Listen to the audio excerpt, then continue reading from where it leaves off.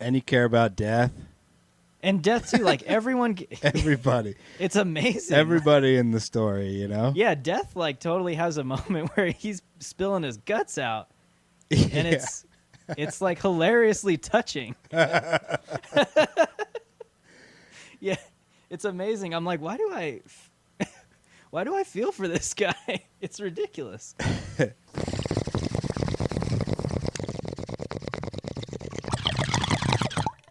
Hey, El Toddo. What's going on? We got a podcast, The Buff and the Blazer. If I was a listener, where would I go to find more? You can check us out on our website, thebuffandtheblazer.com. Drew over there writes a article that goes along with every single episode. You can find all kinds of little extras on the articles, and you can listen to the podcast right there. Also, you can subscribe wherever you get your podcasts. And, of course, we're on Twitter at Buff and Blazer. Follow us there. Get those clicks, people. The Buff and the Blazer.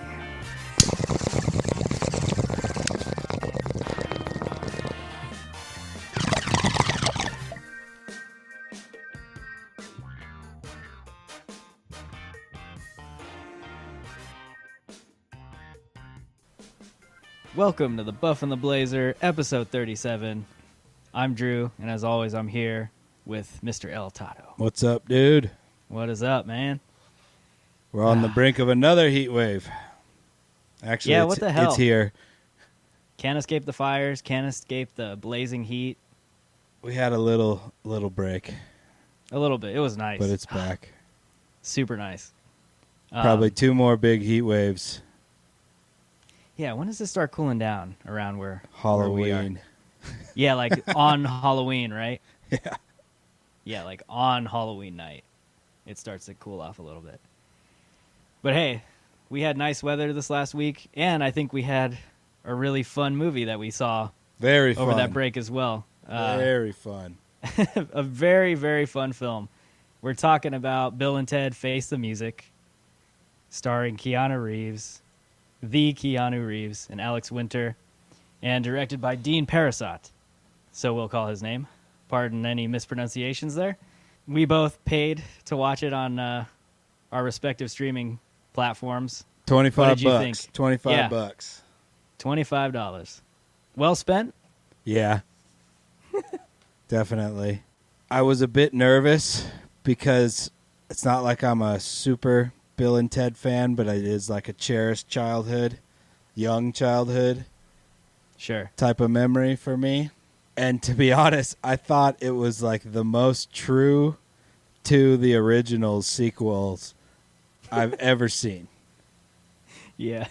Like the late 80s, early 90s cheese. And it's so good in this sense. And I felt like it had the same type of overall feel as the first two. But I got to say, sure. I don't remember Bogus Journey nearly as much as I've seen Excellent Adventure like, I don't know, 50 times or something. Because it was always on TV when I was a little kid. But all in all, I felt like it was really true to the originals, and I was thoroughly entertained. Yeah. And you just kind of like laugh at how ridiculous everything is the whole time. Right? Yeah, for sure. Everything you just said, like you kind of took the words out of my mouth. This is what everyone hopes a sequel can be. When you can capture the essence of the original and all the feelings you had watching the original, going through all those same emotions watching. I mean, this really isn't a sequel. It's a sequel, but it's like, it's not the first sequel. Yeah. And I do like this one quite a bit more than Bogus Journey. Okay. I don't remember that one that much. Yeah, that Just like from what imagery. I remember. Yeah, and I think what I appreciate most is that they brought back all the cast too. Yeah. Like they brought back all the cast from the original films, including Death, which was awesome. Like you didn't even need to do that, and they did it. So it's just those little bits of authenticity that they were able to bring on over to this new film. And what I like is so many people were clamoring for a Bill and Ted, like a third Bill and Ted. And it's like they finally did this almost to like please the fans. And as a fan of Bill and Ted, like the film series, I don't think you could get much better than this. I think they knocked it out of the park. It was so good. And it's so light, and while it is, like you said, it's that cheese from the 80s. I love that because I'm laughing at the same kind of humor we get in the first two films. Like, it's exactly the same. Yeah. It doesn't feel like they're forcing anything. It just feels like a natural extension of those films. Like, I was laughing out loud at a bunch of places, too, in this film. Oh, like the whole second half of the movie, I was just bursting out laughing. Yeah, that like was as soon great. as everything picked up and like Yeah. time travel started and stuff again, Yeah. I was just laughing so hard the whole time. Yeah, and I love that, like, even though these guys are middle-aged men now, they're still the same Bill and Ted from those films. Yeah, to a fault, right? Yeah, like exactly the same, identical. And I like how it does kind of play into the plot, Yeah. too, of the film, which is awesome. So I had such a good time watching this. And these are the kind of films I like to watch, especially when things are kind of shitty outside. Like, this is the best kind of film to watch to just kind of get your mind off of stuff. Yeah, it's definitely a good pick-me-up type movie because you For just sure. laugh at how ridiculous it is. But Yeah. think about like how much of a winning the internet Keanu is.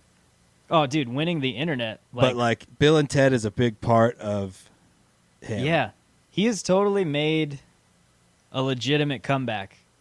There was a point there where he was, there was a point in his career, I thought, that he was like Nicolas Caging it. Where he was just kind of like going into obscurity, but then I feel like the John Wick franchise totally revitalized his career. Oh, they're and now so he's good. he's just kicking ass in everything he's in now. Even when he cameos in films as Keanu Reeves, like he's so good. But when he's you one of my favorites today. Yeah, when you think about like, I think I said a couple of podcasts ago that like Hall & Oates was kind of like a joke to me as a kid, but They're has still like kind of a joke to me. A little. hey, but have like totally grown to be like a cherished kind of nostalgia for me. Keanu represents that exact same thing, and it's because of Bill and Ted, and it's because of Point Break. And he was like kind of a jokey type dude in his early career, like easy to make fun of, but that has like morphed into like complete god level actor status in today's world. Oh yeah, for And sure. Bill and Ted is like a huge part of that, and I just love that he's not too cool or he doesn't take himself too seriously to go right back in to the shit that he got made fun of for probably Yeah. in the beginning of his career. And I love when he is And being Speed, super serious. Oh yeah, Speed. That's like, I think that was probably the first Keanu Reeves movie I ever saw, was Speed. But Bill and I Ted saw came Bill and out Ted- way before that. It did, yeah. But I think that's my first memory of watching him in a film. See, mine's Bill and Ted for sure. Because I saw Bill and Ted. My sister was like a teenager when I was a really little kid. Yeah. She was like in high school, and I remember watching it with her Oh, okay. when it like first came out. Yeah, all right. Damn. See, I think I saw it when I was like in middle school. Okay. Like Yeah, I after saw it the at like Matrix. 5 probably. Okay. It was weird for me because I had seen Keanu Reeves in like Speed, and I've seen him in The Matrix. And then going back to seeing him in Bill and Ted, I was like, what is this? And it was like one of the best things I ever saw. Because I never knew he could pull off like that that kind of comedy before, because I'd seen him in all these action serious roles. Yeah. I thought it was the most bizarre thing, but I like him more in those films, to be honest. But he's so good in the action hero role too. Yeah. He's just, he's kicking ass right now.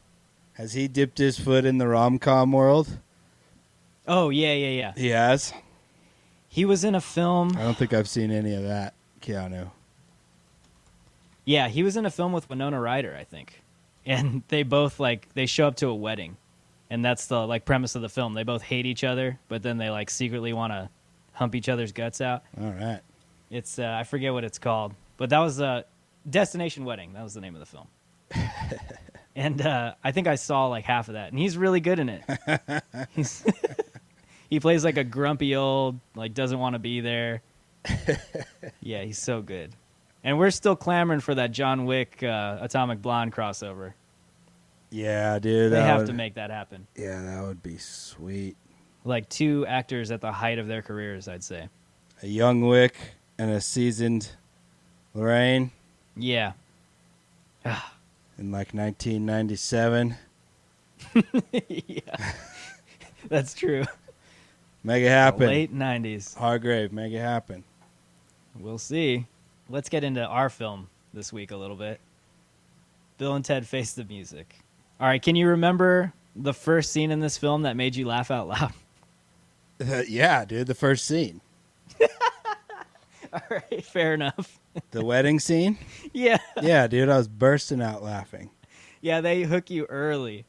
Do you think it was really hard to not bust up laughing? Oh, okay, wait, hold up. Before we get into this, though, because we skipped over a really important part.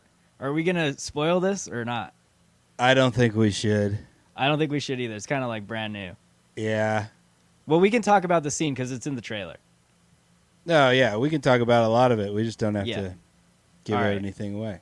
So, yeah, this scene, you liked it. I loved it, man. It was hilarious. They both give this ridiculous speech, and then it bursts into this hilarious musical thing. And I was just rolling the second the movie started, man. I've never heard the theremin in any serious piece of music. I'll say that. I've never heard it. I don't know actually. much about that instrument at all. I know I've seen it on like podcasts and like on comedy situations. Yeah. But I've never Keanu's seen rocking it. that thing, dude. Oh, man. I got to get one of those just because they're like, I don't know. They're the funniest instrument ever created. I don't So, even yeah, he's- understand how it works. It's probably like magnetic fields or whatever. Electromagnetic energy. All right. Swinging it around, whatever. But I love that scene, though. Basically, the wedding speech scene, I guess we can call it. Because it like drops you into the world and it tells you where Bill and Ted are at that moment in their life. And it's a way of like catching fans up on where they've been and also giving you that Bill and Ted that you've always loved and bringing out some laughs. And what I did like too in the beginning is they do kind of give a brief like narration on their story, like Yeah. the adventures they've been on. Yeah. So I appreciated that because I actually haven't seen Bill and Ted's. Dude, it's like 30 years Yeah, since the first one came out. it's nuts. So yeah, it's good on them for, jogging memory, right? Yeah, for sure. And I like the fact that it's their daughters that are doing it too. Yeah. That's cool. Yeah, they're really cool. So yeah, it's kind of it's like a similar plot structure of the other two films. It's like they have something they have to accomplish. Like the first film was their essay. The second one, were they trying to accomplish something? They were trying I to can't remember. they were trying to win like the Battle of the Bands or get into the Battle of the Bands, and they sucked. And so this one, they're like trying to write the song that unites the world, and that pushes you off, and it's like a classic Bill and Ted plot. Yeah, and like once it takes off, it's totally nonstop till the end of the movie. There's like very few lulls in the madness that ensues. Right, for sure. The time travel, space-time madness. Yeah. And my favorite part of any of the Bill and Ted films, particularly the first one, is when they go back into the past and bring out these like historical figures. Yeah, So I couldn't wait to see who they brought out in this film. yeah. And I have to say, it's the most fucking random group of musicians I've ever seen in my life. It's awesome. I'd love to listen to that band. Yeah, I would love to hear what an album sounds like from that group. We can. I don't even know if we can say who they are. That would kind of spoil the fun. Yeah. I don't want to do that. It would. Yeah, now that I But- think about it, this movie might be really hard to talk about without spoiling things, but we'll give it a go. Yeah, we'll give it a go. Let's see. They did add. Well, see, because I feel like I can talk a lot more about some of the characters in this film Yeah. than going by plot thing. So let's kind of jump around just a little bit. But Okay. anyway. So we have Bill and Ted, and like I mentioned, they brought back a lot of the original cast. So Missy, like the actress who played Missy in the first film. Hey, Missy. I mean, Mom. She's in this film. And I had no idea that was her from the original 2 films. So I went and looked at her filmography, and I was like, oh, shit. So that was cool to see. The actor that plays Chief Logan is back. Their dad, who is it? Ted's dad. Yeah. He's back. Hal Landon Jr. Yeah, Hal Landon Jr.'s back. Death, the actor who plays Death, William Sadler. Like, it's hard not to notice that guy, even with the prosthetics. Like, he just stands out like a sore thumb. Yeah. Him being back as Death, that is hilarious. It was, like, almost unnecessary, too. You didn't need to bring him back, but the fact that they did is so great. No, it was almost like they beat you over the head with callback, and I think that's, like, probably in a good way, in this though. case, a really good strategy. Yeah, in a good way. Because if you deviate a bunch, you're probably facing a ton of blowback from, like, this mob cult following that has been brewing for 30 years. Yeah. So I think in that sense, it was really smart to bring everyone back. And there are some new cats in the mix. Yeah, for sure. Kristen Shaw plays Kelly. She's awesome in this, and she's just awesome in general. She's great on, what is it, Last Man on Earth, and then she was in Flight of the Conchords. Yeah, she was in What We Do in the Shadows, like on the She TV show. is great, man. She's hilarious. So funny. And then the 2 actresses that play their wives, I don't think those are the same actresses. But I it's don't. Erin Hayes. Yeah, I didn't have a good enough memory to Yeah. call one way or the other, but I did notice most of the others were the same actors. Yeah. So Erin Hayes, Jayma Mays, they were both in there. And it was just nice to see. It's like a reunion of all these characters coming back together. And some of my favorite scenes in the whole film were with William Sadler's Death. And, like, his ridiculous German accent as Death. Like, I love that Death has a German accent. There's some good German action in this episode from one of the historical characters. Oh, yeah. I was bursting out laughing every line. I don't think we want to give it away. No. But German is really well represented and funny in this one. Yeah, and I love that the character we're talking about, they didn't give him, like, the English lines with the German accent. I like how they stuck straight German. Oh, yeah. Yeah, and the fact that he's trying to communicate with everyone else no matter what. Yeah. And, it's so funny. It was The historical aspect of this movie is awesome. And I love the old one, too. Oh, yeah. But the historical aspect of this one is just all great musicians from history, and that's all they will have to say. Yeah, that's all we can really say about it. And you wouldn't be able to even think of the group that they've gathered together for this super band that spans, like, genre and time. And millennia. Yeah, for sure. What is it? One of them's from like 26-something BC, 2630 BC or something like that. Yep. Yeah. Oh, man. I think for me, it's not even so. It is the plot. It is the plot and the characters that they have to round up that make this enjoyable too. But it was just seeing this group of characters that we've come to really enjoy come back together on another adventure. That's the most enjoyable part of this film. Yeah. And it's not all just fan service. So, like, right now it sits at an 80% on Rotten Tomatoes. That's, like, certified, and everyone's kind of digging it. Like I said, I think this is a film that everyone needs to just take a breather and watch, because it'll take your mind off of stuff. It just give you a good laugh. Yeah, give you a good laugh. And a good time. I think they did a really good job with the amount of supporting cast. Oh, yeah. In the movie. Like, it's not insanely Bill and Ted centric. There's a lot more spice to this one in terms of other characters. Let me ask you this too, because I was thinking about it. Could you see this spinning off into other films or another film at all? I don't know. I feel like it's a swan song walk off, dude. It kind of feels like that too. It feels like a walk off to me. But I still feel like they have something in their back pocket in case they ever wanted to do something that could revolve around 2 other characters. Yeah. Yeah. If you know what I mean. I guess. But you have to take the resolution of this movie into consideration when you say that. Yeah. That's So. true. Man, yeah, this is going to be kind of hard to talk about That's without all spoiling right. anything. That's all right. But like I think it's getting really good critic scores because it's pretty well done considering the level of ridiculous. Oh, right? yeah. Sure.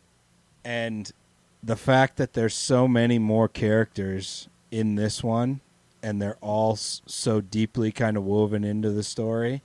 Yeah. I think that's why, people that do this professionally or whatever are like, well, they could have completely fallen on their face and they actually pulled off like a pretty fun, good movie. Yeah, the level of talent out there with some of these directors is going up because, like you said, this is almost in a way kind of an ensemble movie.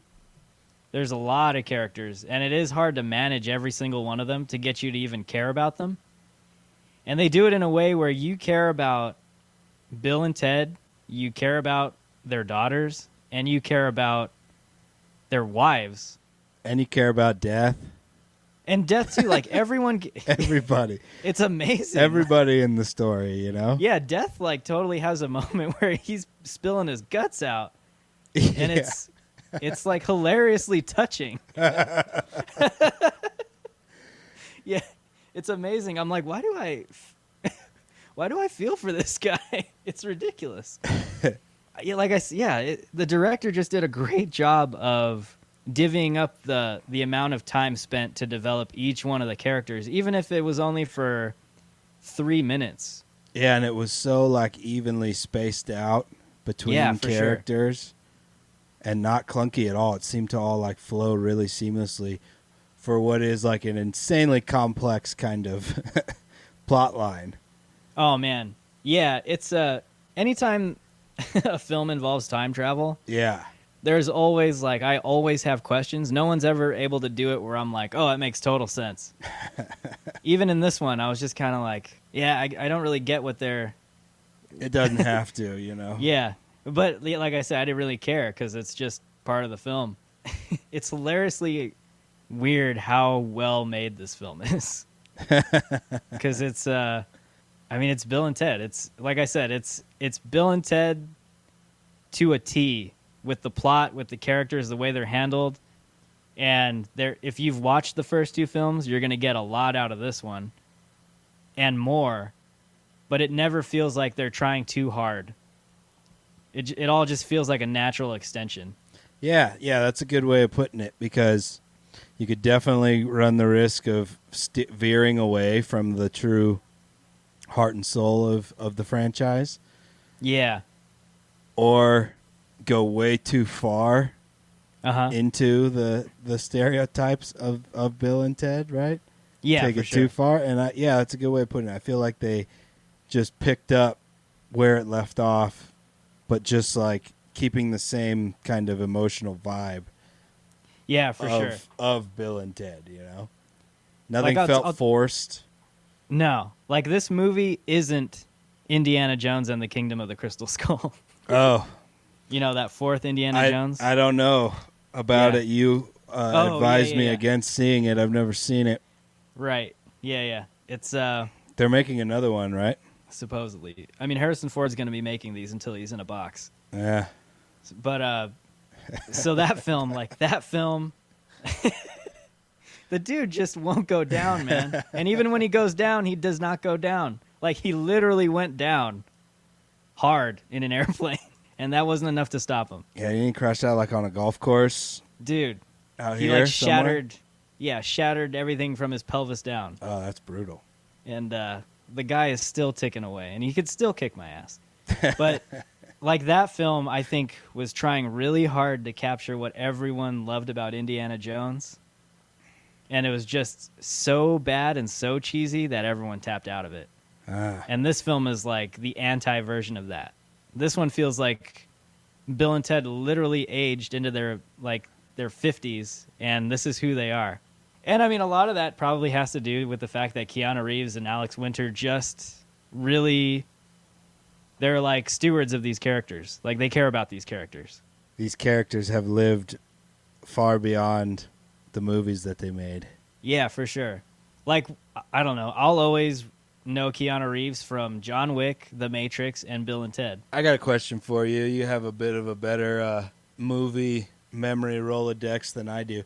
Can you Okay. think of any other type of really long period reboot, like this long of a period of the same characters, and it was good? Ooh. Do you get what I'm saying? Yeah, Like I a get- franchise, a revived franchise of any kind, or like a movie Yeah. remake or something that has had this big of a layoff and come back. With, like, the same cast and everything? Exactly. Or maybe not exactly, but maybe the main characters. Yeah. Oh, man. That's kind of a stumper, right? I don't know if it's been done, right? I mean, I know there's I one guess- out there. Off the top of my head, it's really hard to think. Because it's like you get one of two things. You get like the never-ending reboot cycle, like with superheroes and Batman and stuff, Yeah. Spider-Man, and they're never gonna stop making those movies. But I can't think of any that where there was like literally a online cult fandom that steered a franchise back into production after 30 years. Yeah, here's what I'm going to do, because I really want to answer this question now. Okay. I will come back on the next episode, and we'll put a bookmark in this. Research. Yeah, and we'll see if there is one out there that I really like. The only one I can think of where they brought back, like, the original iconic character is that Indiana Jones film, and that bombed. Well, that's my point, right? Yeah. But So was that even 30 years still? Because, like, didn't Last Crusade come out in, like, mid-90s? Last Crusade came out in 88, and I only know Oh, that because really? that was the year I was born. Yeah. Oh, shit. Yeah, so Never Last mind. Crusade came out in 88. Damn. So, My close. history's all off with the old Indiana. yeah, no. So that's when that film came out. But yeah, there has to be one out there. You know what this makes me hopeful for, though? Because there's another film that everyone's been clamoring for a sequel, and they've never had any movement on it, but The Big Lebowski. Yeah, leave it alone. So you wouldn't even try with Jeff Bridges on a second one? I mean, yeah, they're all still alive. Fucking A. Yeah, they're all still alive. Like, you wouldn't take that with John Goodman? And No, I would. Yeah, I'll take that back. But it would have to be very much how about we get in this line. director to do The Big Lebowski, too? No. That's a big no. No, it's a hard pass. Yeah. Because this Coen brothers, right? Isn't Lebowski? Did they direct it, though? Coen oh, yeah, they brothers? did direct it. They Yeah. did. Yeah. And wrote it. Yeah, that's. Oh, they'd never do a sequel, though. That's the thing. Like, Well, that's it. You don't have to. Bill and No. Ted, there was a precedent. There was already Bogus Journey. yeah. So, yeah, I don't know. Lebowski. Yeah, it's getting into some shaky territory. I but would. think I would definitely watch it. so would I. It would make huge money. Oh, you kidding me? Yeah, it would make huge money. You could out Mulan that shit and put it up for like $60. Yeah, and people for sure. would pay that.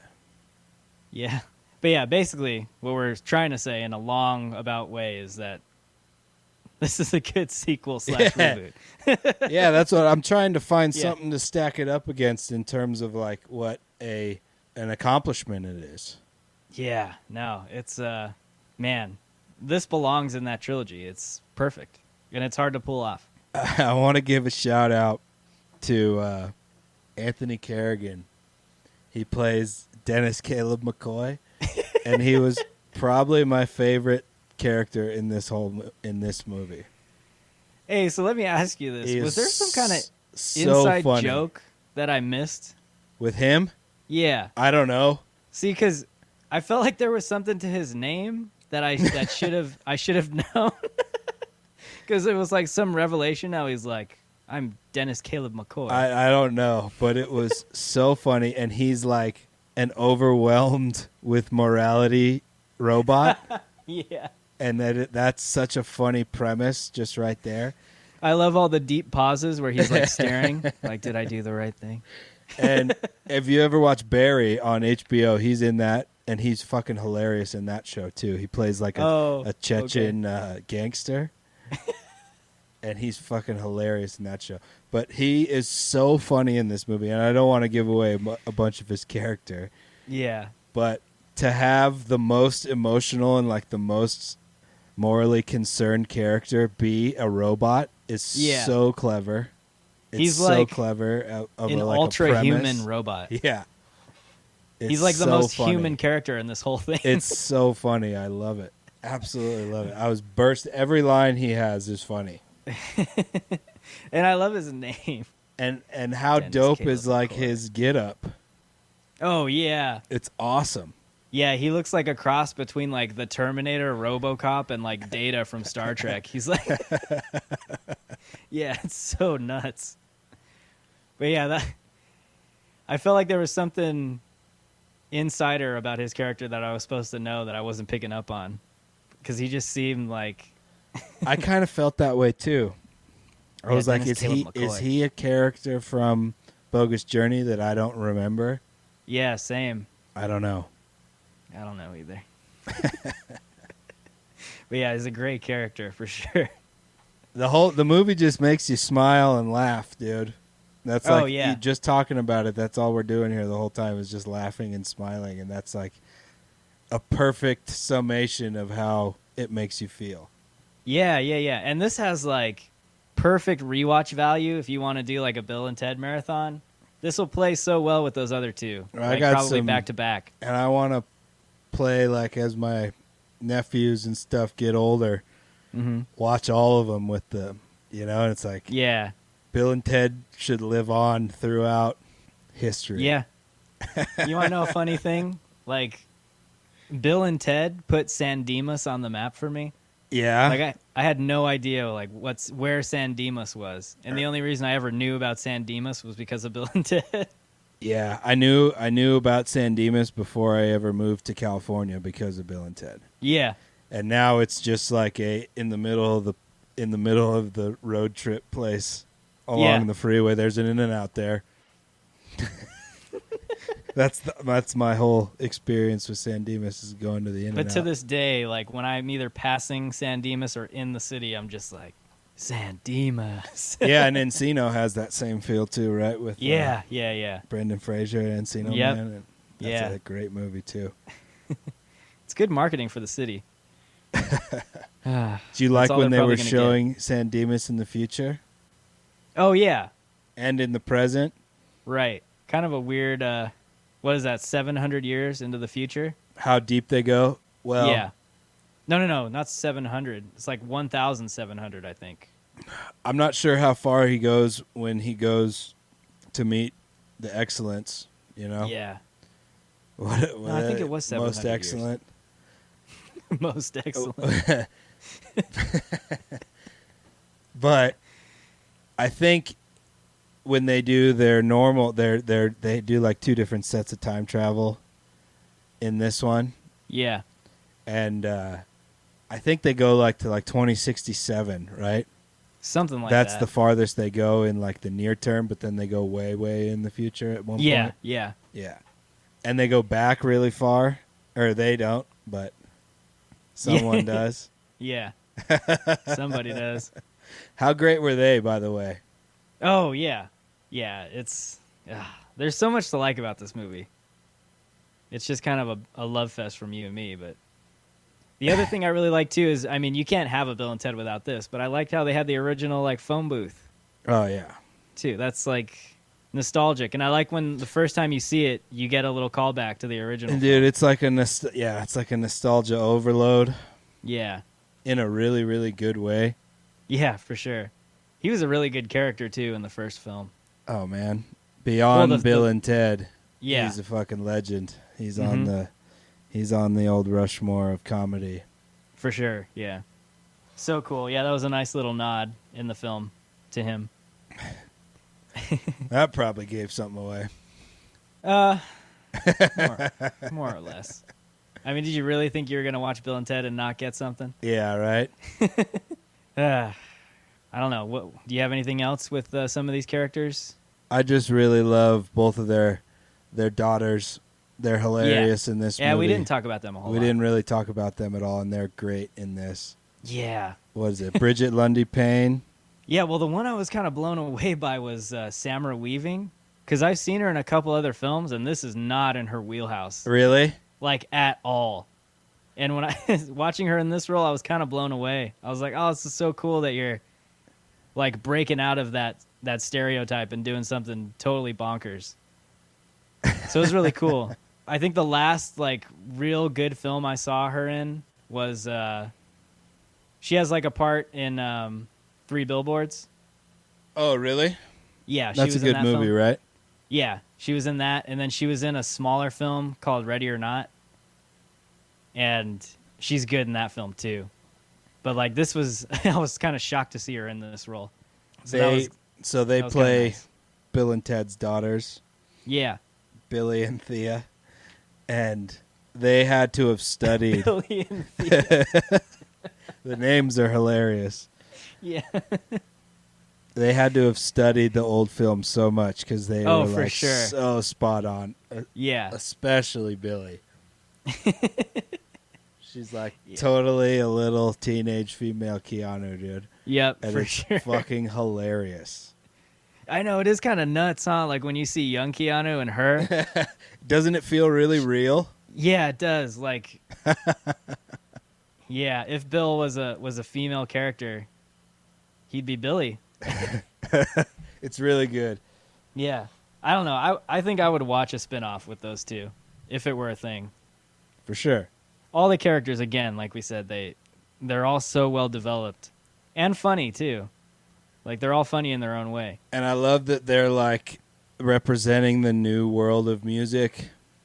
Oh, the yeah. younger generation, like representing the fucking loop machines and the sound pads and the little samplers. Samplers, like it's really cool because that's Yeah. like this whole new world of music that's out there. Right. It's really cool. I liked it a lot.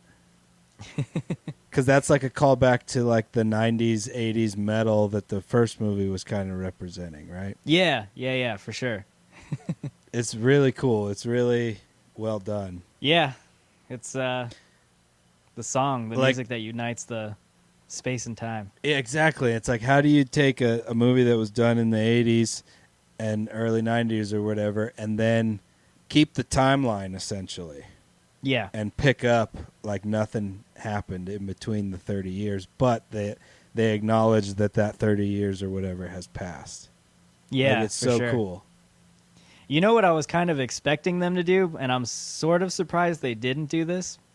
Maybe not really, but I thought at some point they were going to go back into the past and visit their younger selves and do some kind of like CG, you know what I'm talking about? Like the Irishman. Like within the going back to a Right. time in the other movies. Yeah.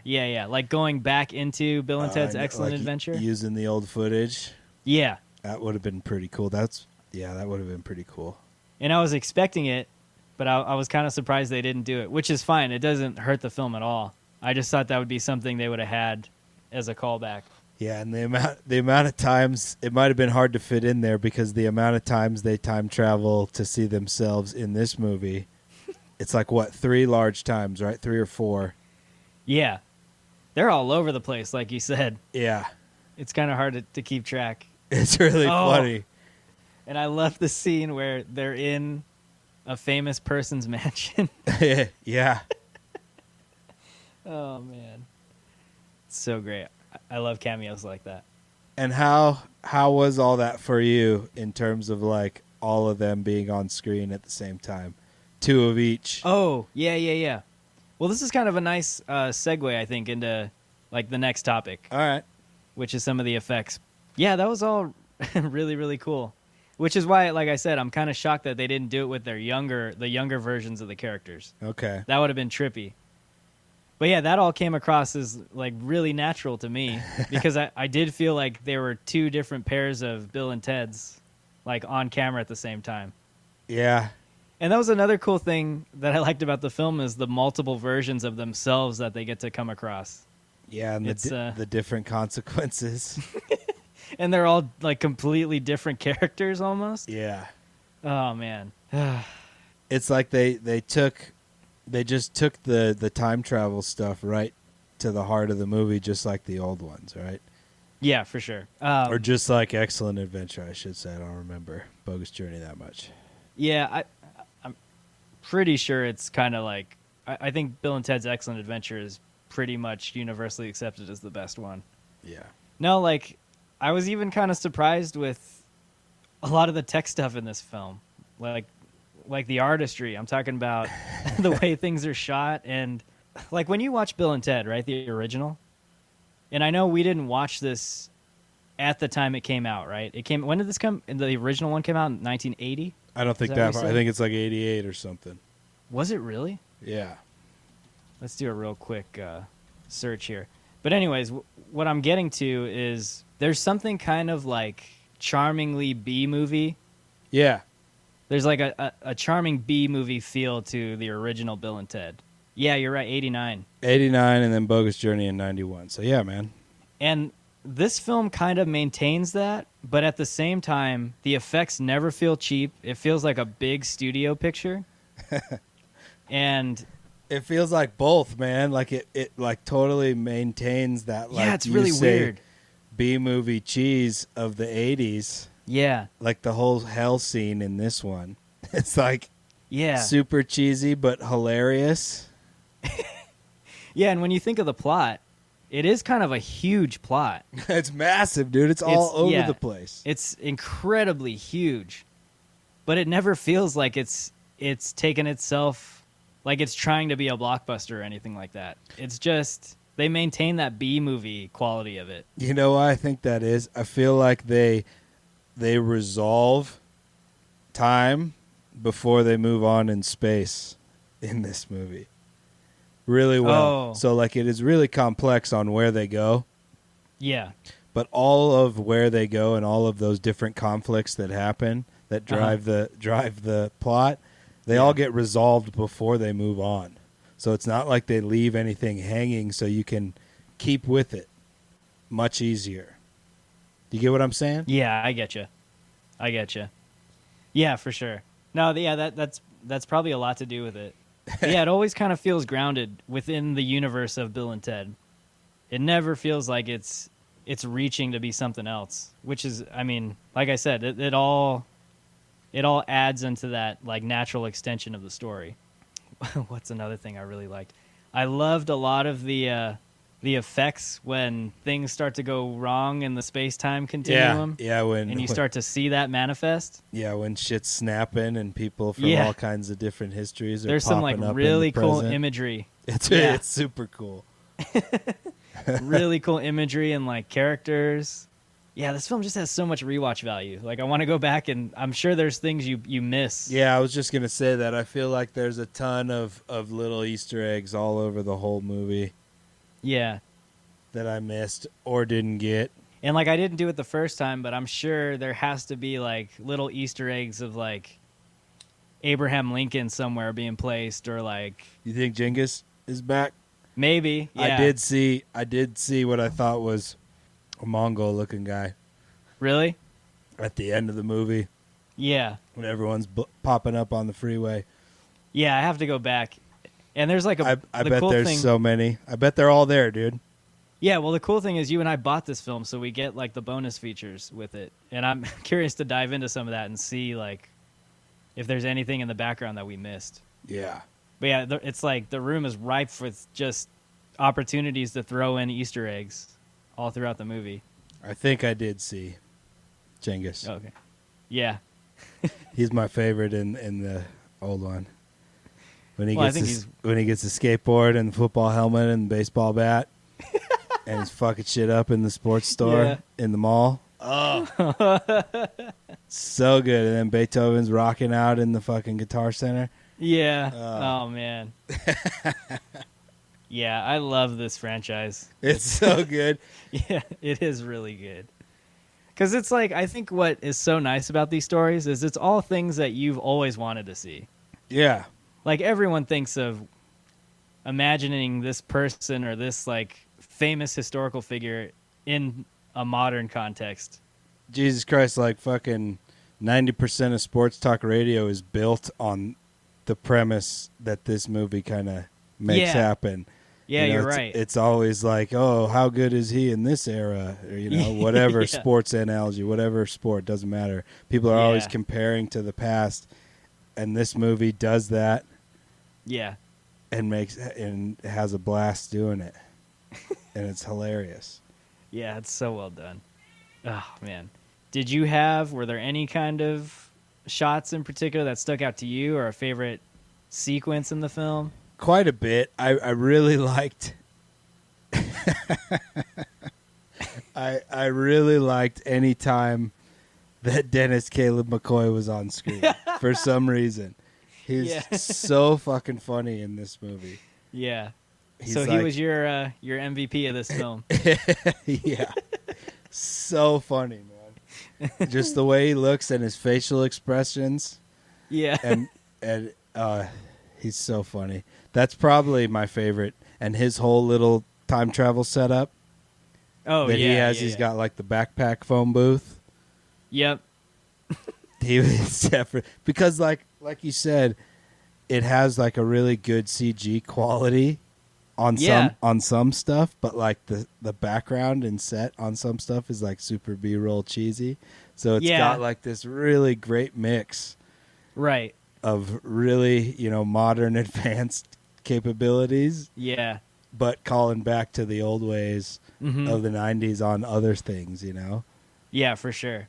Because when they're in hell, they could have made that super realistic if they wanted to. But they kept it like set and green screen kind. Yeah. And it's like cool that they did that.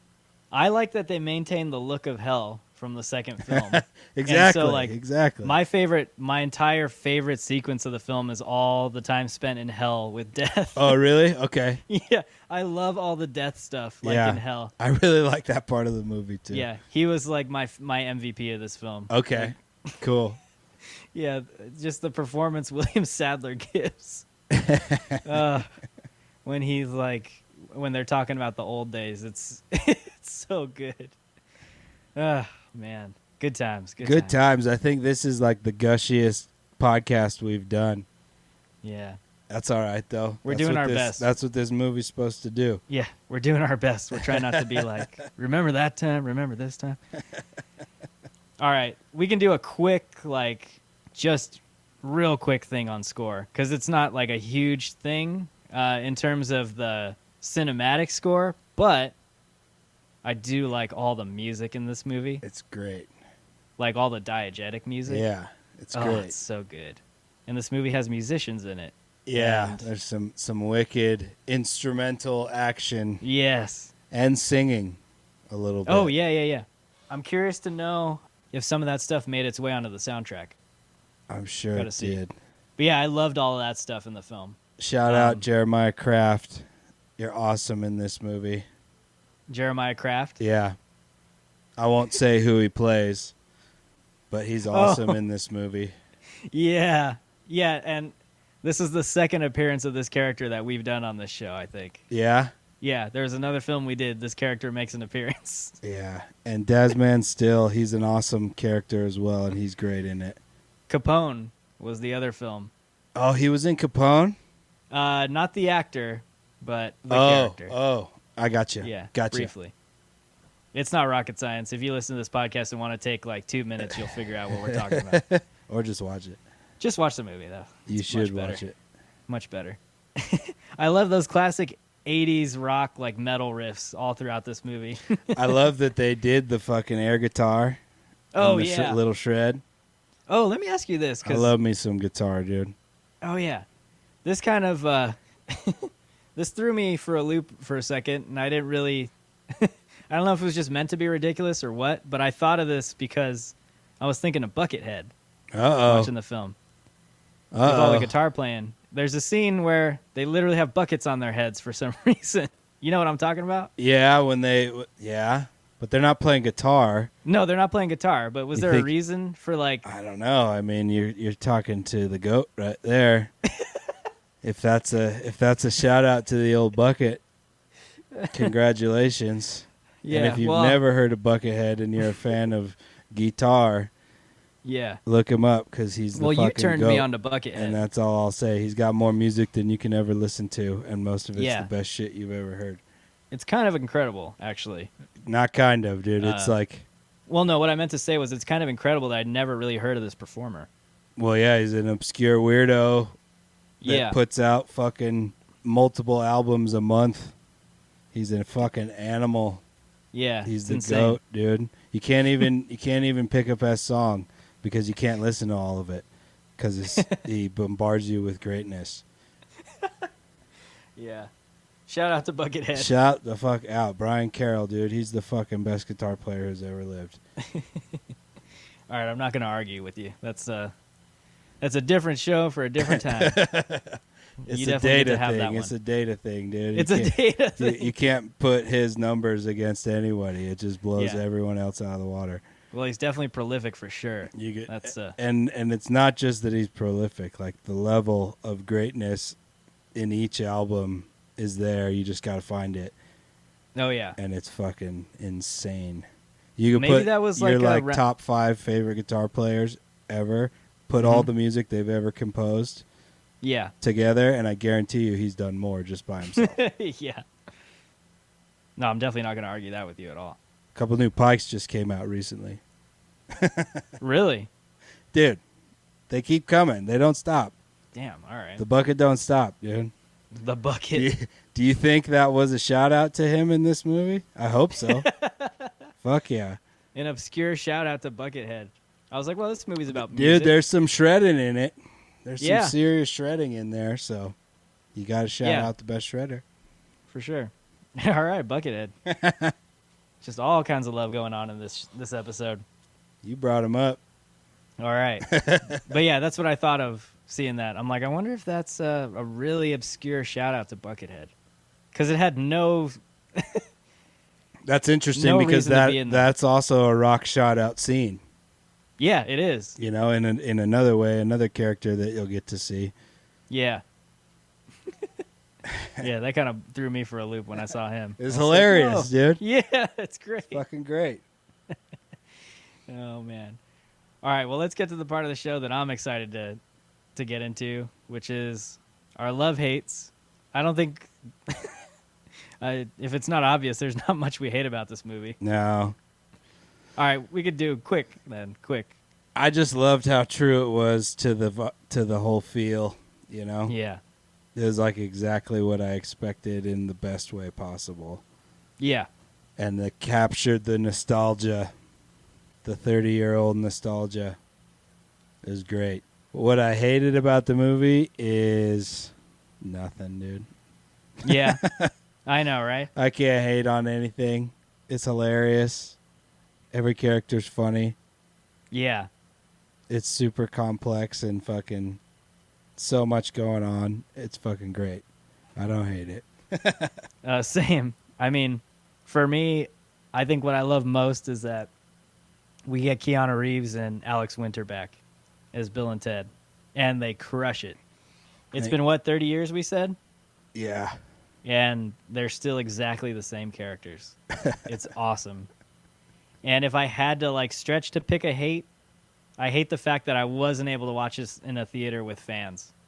Right? Oh, yeah, that's a good point. Like this camaraderie, nostalgia. Yeah. Because, like, I could imagine the amount of laughs this film would have got from the audience. Yeah. Like on an opening night or like a Saturday, like first Saturday. These Yeah, are the kind dude. of movies you want to watch with an audience. That's good. It's kind of a I didn't bummer. even that didn't even cross my mind. But yeah, I Yeah. totally get that. I was thinking about the whole time cracking up. I was like, man, there's a million more like me cracking up at this too. Just all the Bill and Ted fans. So yeah, it's kind of a bummer. But who knows? Maybe they'll throw it up on the big screen sometime again. We're in Do the a marathon. purple, so we're not going anywhere near that movie Oh, theater yeah. action. No, not anytime soon at all. We're in the purple counties. Yeah. And even when we are able to go back, I'll probably be wearing a bucket on my head to watch a movie. Cut some eye holes open. So we've reached the point of our what is this? The analytical part of the show. Yeah. All right. right. I'm going to give the movie 4 bong loads All right. because I absolutely loved it. It's really good, but it is like that goofy kind of different realm of movies, Yeah. right? Mm-hmm. Enjoyment level was a 5, but Yeah. like in terms of maintaining rating integrity, it's a 4. That's a good point. I like that. I was smoking some LA Beatnik on this one, some other stuff I harvested recently. It's awesome. All right, I think this is the second show where our scores align perfectly. I'm also going to give I it think a 4. we've tied more than that. Oh, okay. Oh, at least recently. I'm giving it a 4 as well. Like you said, probably for the strict reason of maintaining integrity with our rating system. With, take that for what you will in terms of the integrity. But, yeah, 4 stars. I mean, and with 5-star enjoyment. That's like the perfect way of saying it. It's if you're a Bill and Ted fan, if you're a fan of Keanu Reeves, you're going to love this movie. And probably the best thing about this film is everyone can watch it. Yeah. Everybody can watch it. It doesn't matter how old you are. Yeah, there's nothing. You can watch this with little-ass kids. Yeah, this is like the best kind of family movie. Like, everyone can get a laugh out of it. That's a good point, because I usually don't like family movies all that much. That's true, huh? Yeah. But, yeah, that's the thing. There's parts that kids can laugh at and parts that adults can laugh at and parts that both can laugh at. So it's a good time. It's a really good family movie, just like the other two. Maybe not so much the second one, but I want to first go one for back and sure. watch it. I'm going to go back and watch it somehow. Yeah. Whatever it's on, I'll find it. Because I need to get caught up a little bit. And since I bought this one, I can go digging for the callbacks. Because Yeah. I'm sure that like every scene probably throughout the movie, there's something. Yeah, like all of Death's scenes in this new film are like callbacks to the second movie. I think most of the movie is, man, to be honest. Yeah. Actually, I think you're right. So yeah, for sure. I think it's a 5 in my heart and a 4. A 4 officially. I think it's clear you and I both recommend this film. Yeah, it's totally worth the money. As far as we know, it's not streaming free anywhere, I don't think. I don't think so. I paid $25 for it. Yeah, so last time I checked, it was $19.99 to rent and $24 to buy. So $5, yo. it's worth the $5 extra to buy. Because you're going to want to watch this multiple times. Yeah, for sure. And you know and what? you get all the cool bonus stuff. And I think that's why it has a really rich nostalgia, is because it was on TV for fucking decades. Yeah, On for sure. cable channels, you know?